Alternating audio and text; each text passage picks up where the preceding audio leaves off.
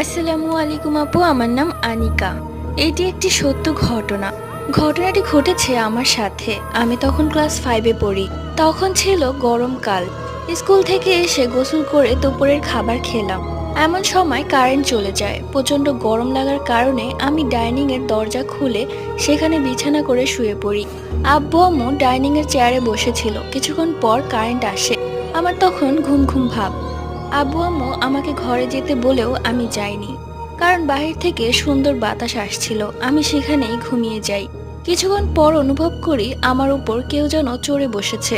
সে আমার পা থেকে আস্তে আস্তে পুরো শরীরে তার ভর দিয়ে দেয়। আমি কথাও বলতে পারছি না। তখন আমি মনে মনে দোয়া পড়তে থাকি।